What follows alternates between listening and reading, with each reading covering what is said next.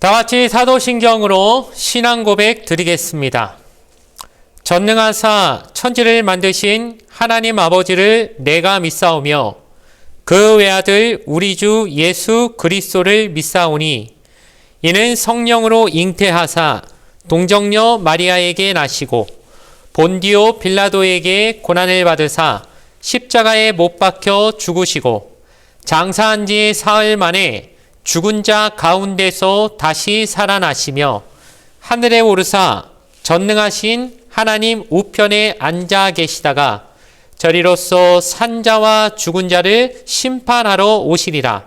성령을 믿사오며 거룩한 공예와 성도가 서로 교통하는 것과 죄를 사하여 주시는 것과 몸이 다시 사는 것과 영원히 사는 것을 믿사옵나이다. 아멘. 오늘 우리에게 주신 하나님의 말씀은 신약성경 요한복음 13장 14절과 15절의 말씀입니다. 신약성경 170페이지에 있는 요한복음 13장 14절과 15절의 말씀, 신약성경 170페이지에 있습니다. 요한복음 13장 14절과 15절의 말씀을 제가 읽어 드리겠습니다. 내가 주와 또는 선생이 되어 너희 발을 씻었으니 너희도 서로 발을 씻어주는 것이 옳으니라. 내가 너희에게 행한 것 같이 너희도 행하게 하려 하여 본을 보였노라. 아멘. 오늘 주신 말씀을 가지고 사순절 주제에 관한 말씀으로서 세 번째 말씀으로 섬김이라는 제목을 가지고 함께 말씀의 은혜를 나누도록 하겠습니다. 어제 말씀을 통하여서 하나님을 제일 잘 믿는다고 자부하던 유대인들이 하나님의 아들을 도리어 거절하고 거부하고 심지어 죽이기까지 했던 사실을 우리가 보았습니다. 왜 그들은 하나님의 선택받은 선민이라고 자부하고 하나님을 제일 잘 섬긴다고 스스로 생각하던 사람들인데 정작 하나님의 아들 메시아를 죽이게 되었을까요? 이유는 간단합니다. 자기들이 기대하던 메시아가 아니었기 때문입니다. 그들이 기대하던 메시아는 하나님의 아들로서 왕과 같은 영화로운 모습으로 이 땅에 오시는 분을 기대했지만 예수님은 그것이 아니라 이사야 53장에 고난받는 종의 모습으로 오셨고 오늘 본문의 말씀처럼 제자들의 발을 직접 씻어주시는 섬기는 종의 모습으로 오시는 분이었기 때문입니다. 그러므로 사람들이 자신들이 떠받들 모습으로 오시지 않은 예수님을 거절하고 배척했던 것입니다. 그렇다면 왜 하나님의 아들 되신 분이 어떻게 우리에 군림하지 않으시고 오히려 섬기는 모습으로 오셨을까요?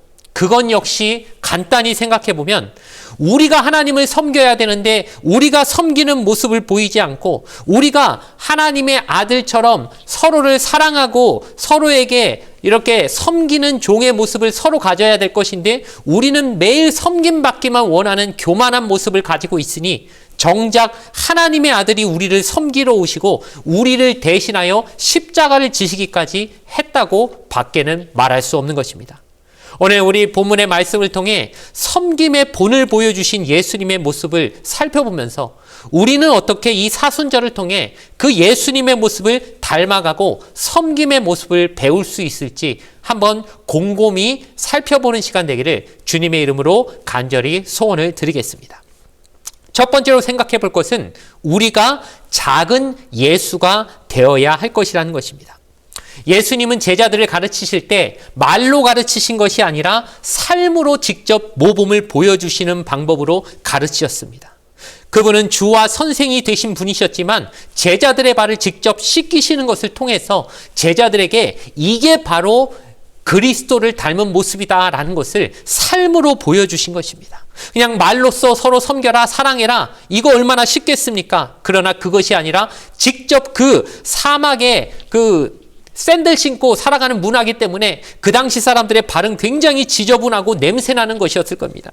그것을 가장 천한 종이나 하던 그 시대에 어느 지역 그 집에 종들이 한 10명 있으면 그 중에 제일 막내고 연차가 작은 아주 어린 제일 막내뻘 되는 종들이나 하는 종들 중에서도 제일 하찮은 종이 해야 되는 이 역할을 주와 선생 되신 분이 직접 하신다니 얼마나 제자들이 문화적 충격을 받았겠습니까? 그래서 심지어 베드로는 주님 제발 씻기시면 안 됩니다.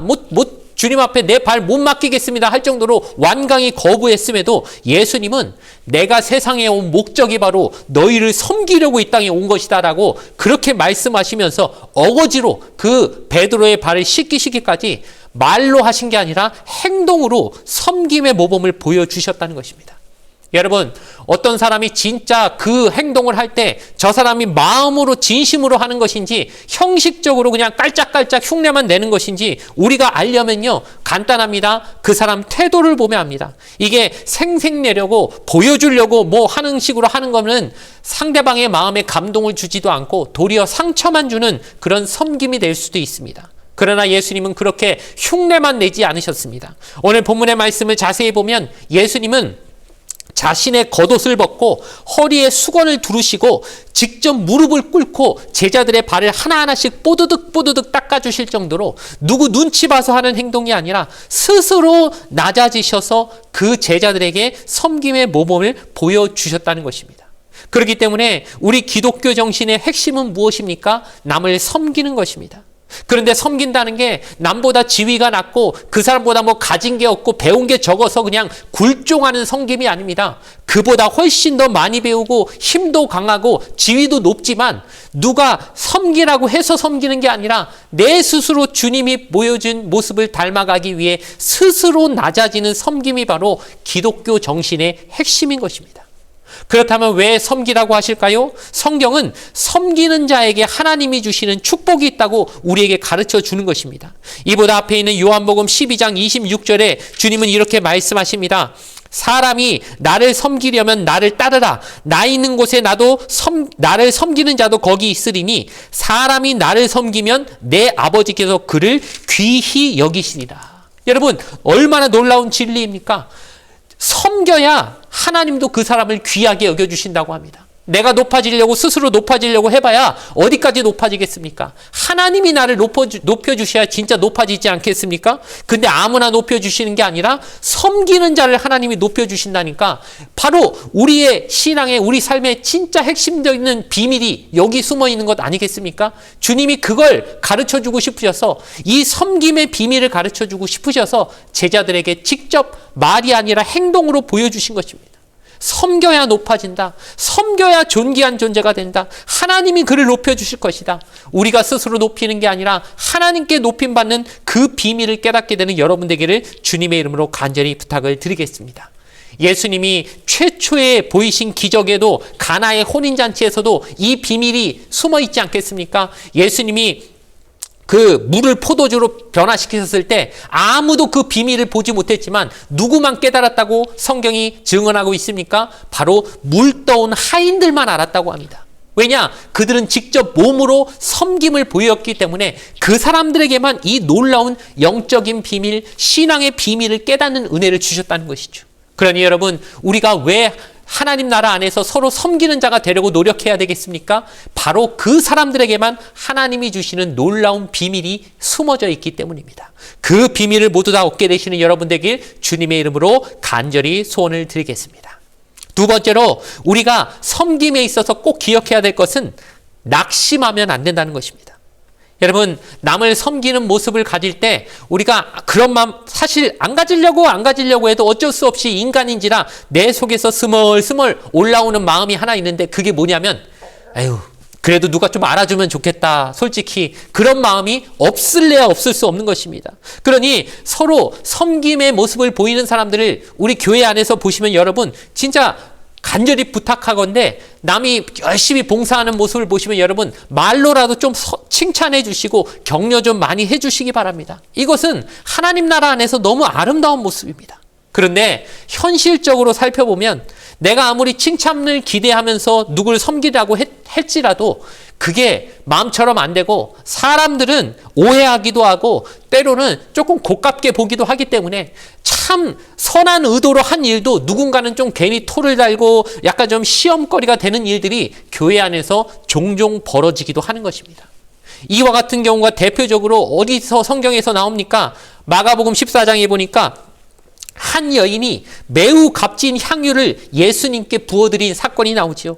그 향유가 얼마나 값어치 있는지 당시 화폐 가격으로 300데나리온의 정도의 가치가 있었다라고 나오니까 어마어마한 가치를 가진 것입니다. 요즘 돈으로 따지면 수천만 원으로 환산할 수 있을 만큼 어마어마한 가치를 가진 그 향유를 예수님께 부어드린 그 여인, 칭찬받아 마땅하지 않겠습니까? 그런데 성경 본문을 보니까 그 여인이 칭찬받기는커녕 도리어 사람들의 손가락질을 받고, 심지어 어떤 예수님의 제자들은 이 가난한 자들에게 그걸 줘야지 정신머리 없이 무슨 그런 낭비를 하느냐고 오히려 그 여인을 몰아붙이는 그런 행동들을 보이는 것을 우리가 보게 되는 것입니다.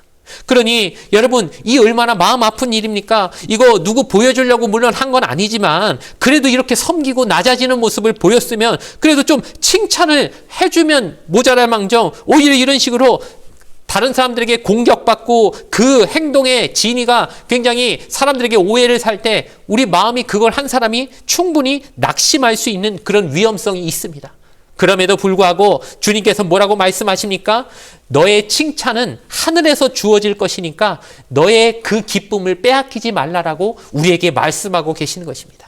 여러분, 사람의 칭찬 물론 좋지요. 칭찬 들어서 기분 나쁜 사람 누가 있겠습니까? 그러나 그 칭찬이면 어디 뭐 오래 갑니까? 잠시 들었을 때 그때 잠시 기쁜 것이지 그리고 나서 아무것도 없지 않습니까? 그러나 주님이 인정해 주시는 건 영원히 가는 것입니다. 그러니 사람의 칭찬 받으면 물론 좋지만 그 받으나 안 받으나라고 생각하고 그 받아도 잠깐 안 받아도 어차피 잠시 기분 나쁜 정도지만 하나님의 칭찬과 인정은 죽은 다음에까지 이어진다고 생각했을 때 진짜 칭찬받아야 될 대상은 사람이 아니라 하나님이다 생각하면서 사람의 말과 사람의 칭찬에 대해서 최대한 둔감해질 수 있는 저와 여러분 되기를 주님의 이름으로 간절히 부탁을 드리겠습니다. 그리고 우리가 누군가를 섬기려면 결국 내가 뭐 잘하는 게 있어야, 남보다 나은 게 있어야 섬기지 남보다 못한 사람이 어떻게 섬기겠습니까? 그러니 하나님이 이 땅에 있는 모든 사람들에게는 한 가지 이상 남을 섬기라고 주신 게 있는데 그것이 바로 은사고 재능이고 달란트라고 생각하시면 됩니다.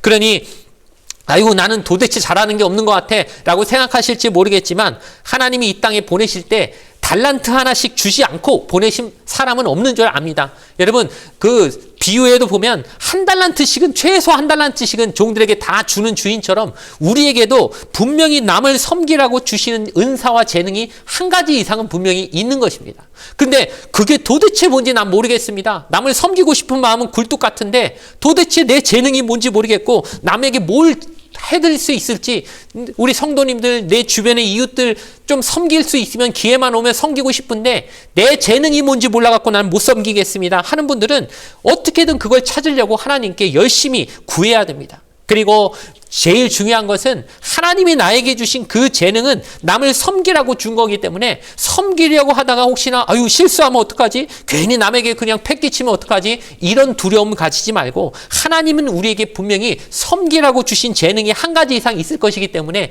이걸 찾으려면 일단은 시도를 해봐야 되죠. 그러니까 내가 뭘 잘하는지 모르겠으면은 교회에 이것저것 봉사자리는 여러분 얼마든지 많이 있다는 거 꼭 기억하시기 바랍니다. 우리 교회에 봉사자리 뭐 없나 고민하지 마시고 목사님들 찾아오시고 다 교회 사무실 찾아오면 자리는 한정없이 많이 있습니다. 그러니 내가 섬길 수 있는 그 자리가 무엇인지 한 번, 두 번 도전해 봐서 뭐 나는 성가대를 해야 될 것인지 교사를 해야 될 것인지 아니면 여성교회 남성교회 어디 자리로 가야 될 것인지 일단 들어가서 가볍게 한번 도전을 해보고 봉사를 하다 보면 이것이 바로 하나님이 나에게 주신 달란트구나 라고 하는 걸 깨닫게 되는 역사가 있을 줄 믿습니다. 그리하여 올 한해는 정말 많은 성도님들이 남을 섬기는 데 있어서 도전해보고 또 자신의 재능과 그 있어야 될 자리를 꼭 찾아서 하나님이 원하시는 그 아름다운 섬김의 열매들을 맺게 되실 수 있기를 주님의 이름으로 간절히 부탁을 드리겠습니다.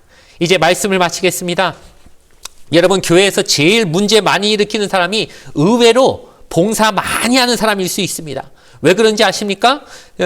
봉사하는데, 남을 섬기는데 이게 내 마음속에 훈장처럼, 내 명예처럼 여겨지는 사람들이 은근히 그런 실수를 많이 하기 때문입니다.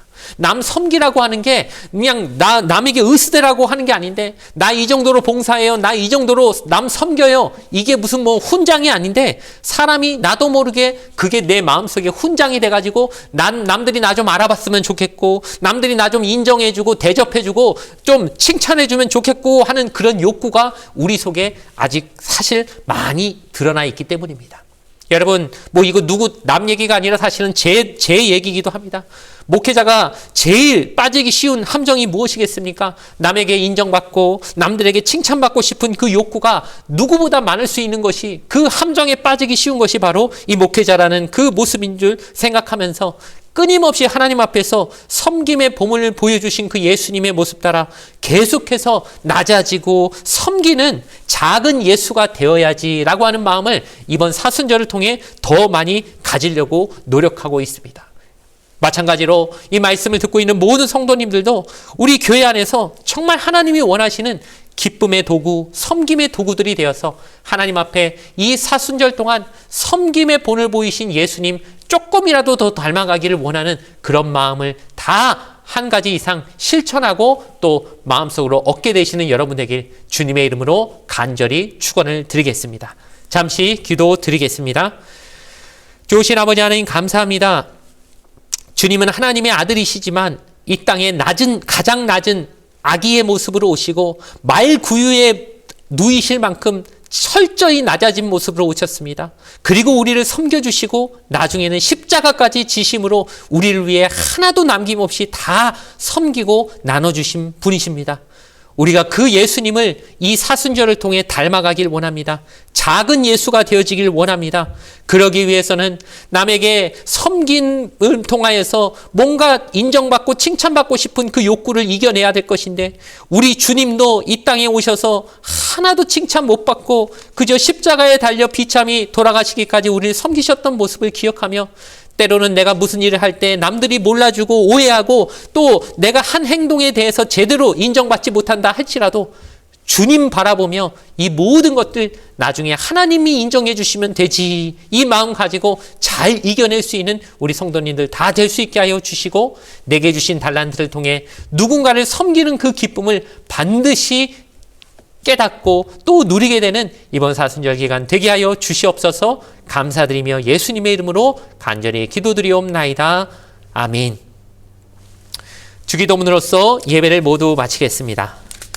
하늘에 계신 우리 아버지여, 이름이 거룩히 여김을 받으시오며 나라가 임하시오며 뜻이 하늘에서 이루어진 것 같이 땅에서도 이루어지이다. 오늘 우리에게 일용할 양식을 주시옵고 우리가 우리에게 죄 지은 자를 사하여 준 것 같이 우리 죄를 사하여 주시옵고 우리를 시험에 들게 하지 마시옵고 다만 악에서 구하시옵소서. 나라와 권세와 영광이 아버지께 영원히 있사옵나이다. 아멘.